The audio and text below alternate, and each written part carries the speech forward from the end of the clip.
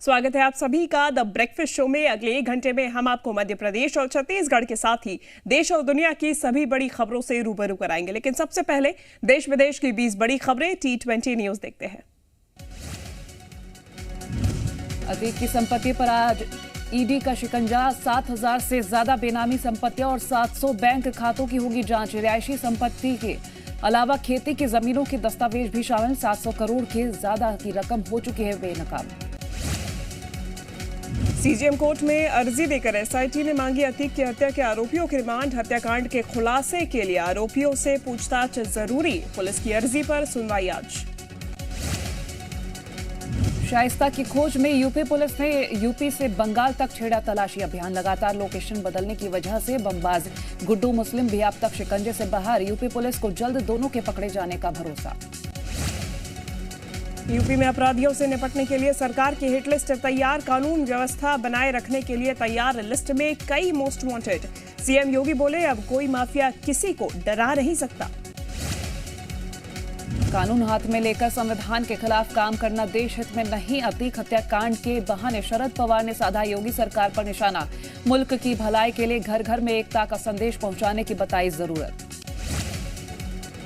अजीत पवार ने बीजेपी में जाने की सभी अटकलों को किया खारिज। मीडिया के सामने बोले एनसीपी में हैं और यहीं रहेंगे। महाविकास अघाड़ी में फूट डालने की कोशिश कर रही है बीजेपी। टीएमसी नेता मुकुल रॉय फिर बीजेपी में हो सकते हैं शामिल। दिल्ली में बीजेपी के एक महासचिव से फोन पर हुई बातचीत के दावे। सूत्रों का दावा दोनों के लिए काम करने की जताई इच्छा। गृहमंत्री अमित शाह आज करेंगे एएनटीएफ के राष्ट्रीय सम्मेलन का उद्घाटन। दिल्ली में दोपहर 2:30 बजे करेंगे उद्घाटन। आज से धर्मशाला में G20 शिखर सम्मेलन। विजन डॉक्यूमेंट से तय होगी भविष्य की दिशा। दिल्ली में बिजनेस करना हुआ आसान। सीएम अरविंद केजरीवाल ने ईज ऑफ डूइंग बिजनेस के लिए कई सुधारों की दी मंजूरी।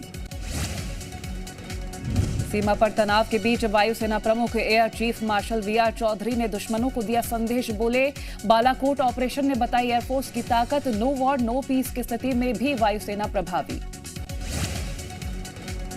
मनी लॉन्ड्रिंग केस में ईडी की बड़ी कार्रवाई। कार्ति चिदंबरम की 11 करोड़ की प्रॉपर्टी जब्त। गैंगस्टर लॉरेंस बिश्नोई को 7 दिन के एनआईए रिमांड में भेजा गया। पटियाला हाउस कोर्ट ने दी मंजूरी। कानून व्यवस्था को लेकर एक्शन में सीएम शिवराज आज करेंगे हाई लेवल बैठक। माफिया पर कार्रवाई के दिए जा सकते हैं सख्त निर्देश। डीजीपी एसीएस होम समेत सभी जिलों के एसपी रहेंगे मौजूद। समलैंगिक विवाह को कानूनी मान्यता देने के मसले पर संविधान पीठ की सुनवाई होगी। याचिकाओं में समलैंगिक विवाह के रजिस्ट्रेशन की मांग। केंद्र का जवाब फैसले लेने का अधिकार हमें, कोर्ट को नहीं। संत सम्मेलन में संतों ने हिंदुओं से की अपील। हम दो हमारे दो के सिद्धांत को छोड़कर ज्यादा बच्चे करें पैदा। सूडान की राजधानी खार्तूम में युद्ध विराम की समय सीमा खत्म होने के बाद चली गोलियां। सूडान में अब तक 185 लोगों की मौत। चीन के बीजिंग में एक अस्पताल में आग लगने से 21 लोगों की मौत। घायलों को अस्पताल में कराया गया भर्ती।